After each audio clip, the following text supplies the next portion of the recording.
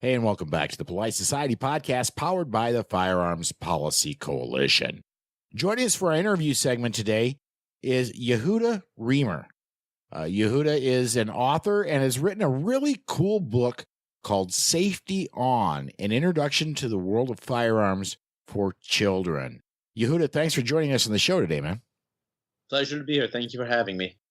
So let's talk about your book a little bit. The title is Safety On, an introduction of the world of firearms for children. I've heard of programs like Eddie Eagle for school-age children, but a lot of schools don't have them. And I got word of what you were doing, and you were kind enough to send me the PDF of the book. I think it's very well put together, and it even goes beyond what Eddie Eagle has. Eddie Eagle just says, don't ever touch it, stay away. But your book goes into firearm safety and what to do when your parents are around. Yeah, Eddie Eagle was definitely an inspiration, or one of the inspirations, I should say. The difference between what Eddie Eagle does or Project Child Safe is that my book goes a lot more in-depth. Although it's an introduction to the world of firearms, it goes a lot more in-depth and further than both those organizations.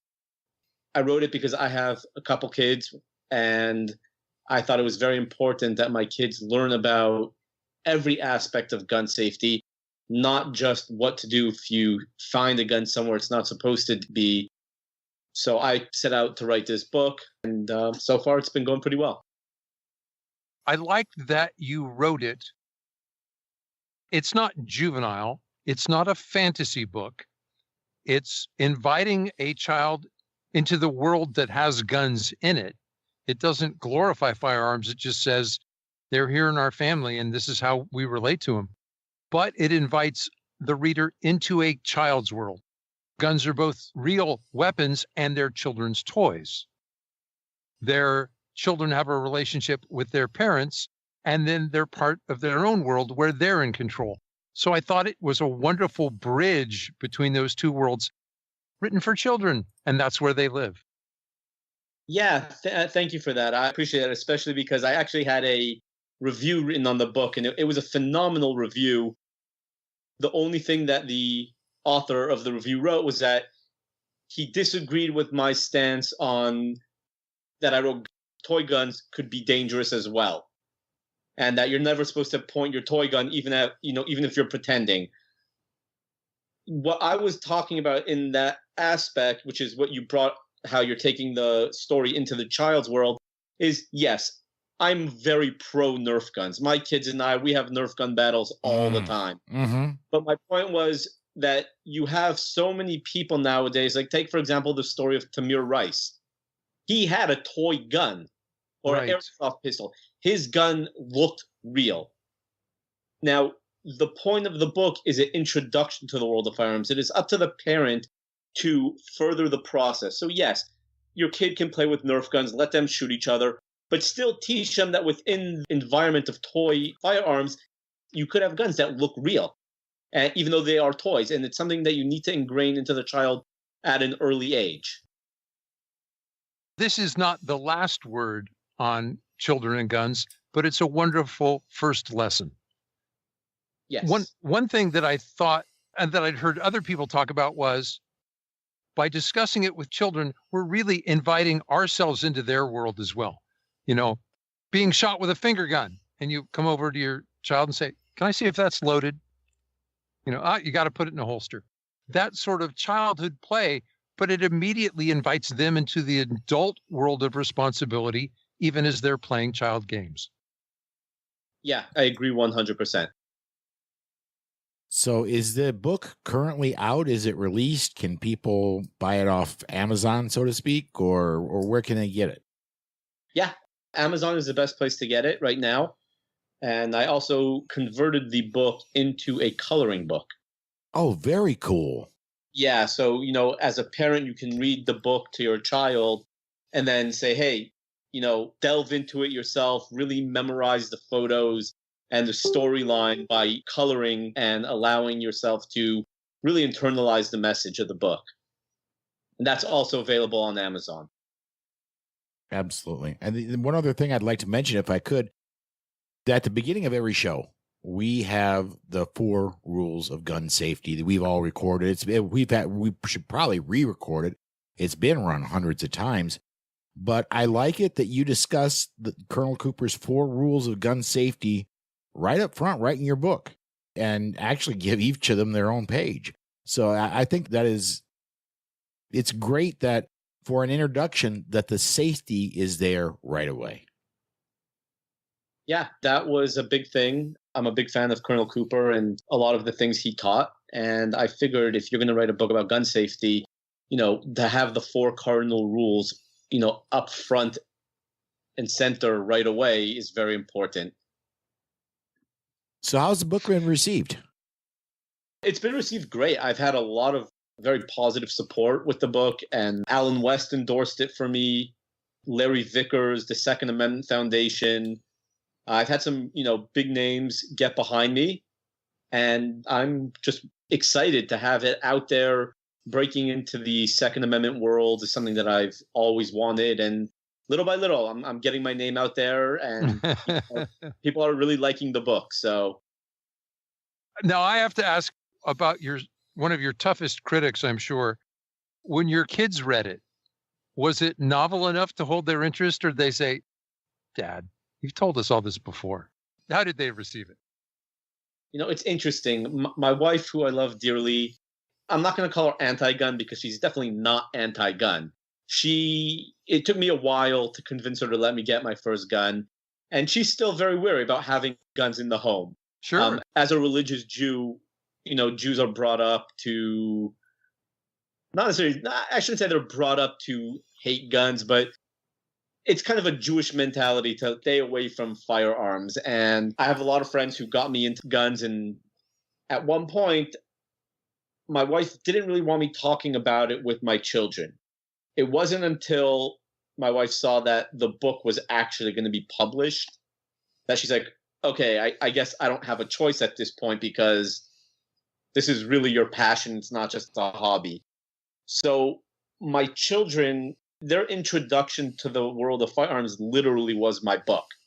So for them, it was a whole novel concept that, wow, this is a book about guns. They've watched movies, TV shows, but to actually have a book that their father wrote, it was very novel to them. And they each have a copy of the book in their bed. And I just read it to my daughter 3 nights ago, putting her to bed. Wow. You're nearly a magician in the sense that you produced this book and kept it a secret from your children. They only saw the finished article. This is like a holiday present that they never saw unfold until it was delivered on the morning. Yeah, it's actually cool because my kids, they knew I write. I used to write for a couple different political websites. And my son, when he was in first grade or second grade, I mean, right now he's in second grade now, but I don't remember if it was the beginning of second grade he did it or first grade, but he had a assignment that said what he wants to be when he's 50 years old. And he said, when I'm 50, I want to be like my dad and I want to write. Oh. And for me, the story of how I got my book published was a 5-year process. I've been kicked to the curb so many times with my book. There's so many instances where I really want to just quit and say, you know what, it's just not meant to be. It's not written in my stars. But I had that little school project that my son had framed right by my desk. And every time I felt like throwing in the towel, he was there in his little project, encouraging me and inspiring me. So my kids knew I was writing, but they weren't really familiar with what I was writing about because my son's 7, my daughter's 5. So they really do not care about politics. And like I said, my wife didn't really want me talking about firearms with them at the time. Now, before my son goes to bed every night, I'll take out a Glock or a Smith & Wesson and I strip it down with my 7-year-old boy and we talk about the different pieces of it. And when I clean my firearms, I let him clean the barrel with the snake and he loves it. He's having a great time with it. So it's a lot of fun. You've demystified firearms for them. Yeah, I tell that to a lot of the young Jewish families in my community. The minute you take away the cool factor, all it is a tool. That's it. Yeah. Nothing more. I asked them, I'm like, look, you guys have cooking knives on your counter. They're like, yeah. I'm like, so why don't your kids just grab that? They know what a knife is. They know what it can do. Why don't they do that? They're like, well, we taught them. I'm like, yes, exactly. You taught them not to touch knives because they could be dangerous. I'm like, it's the same thing with a firearm. You teach the children what it is. All it is a tool, and you let them use it, obviously under supervision when they're ready, when you feel that they're mature enough. And then it's just, there's nothing to worry about. You know, everyone is different, but there are times when I'll leave my, I mean, obviously I'm within view of the firearm, but I'll leave it on my dining room table and go sit down on my couch and read something.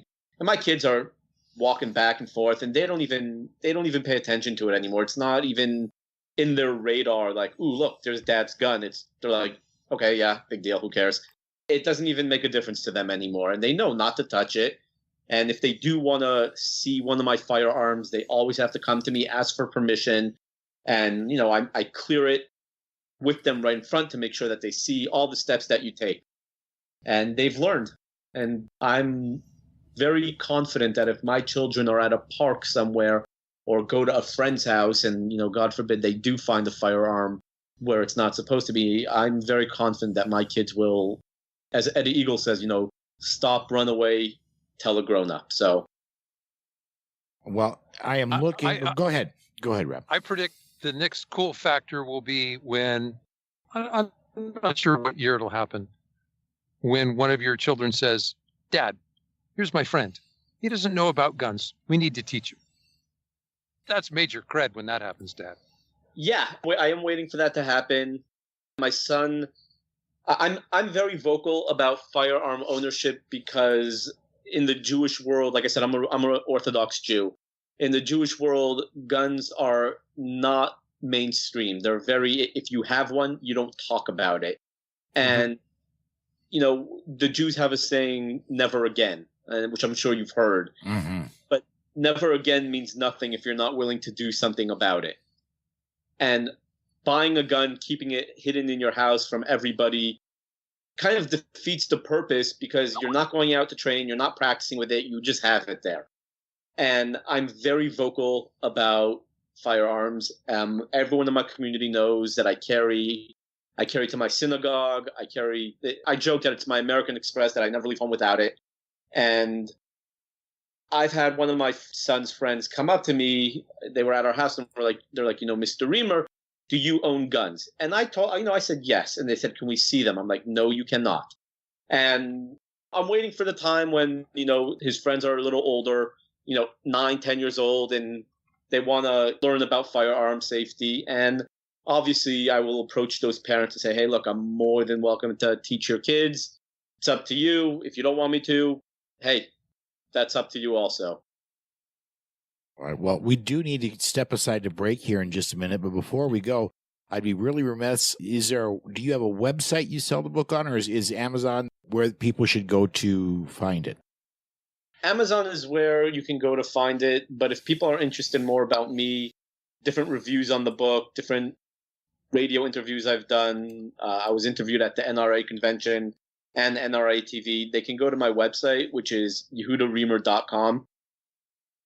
And that they can find a lot more information there. But if they just are looking for the book, they can go to Amazon. Very, very cool. There will be a link to both of those in the show notes. Yehuda, I want to thank you so much for joining us on the show today, man. Well, thank you for having me. It was a pleasure. We will be right back with our DGU segment right after this.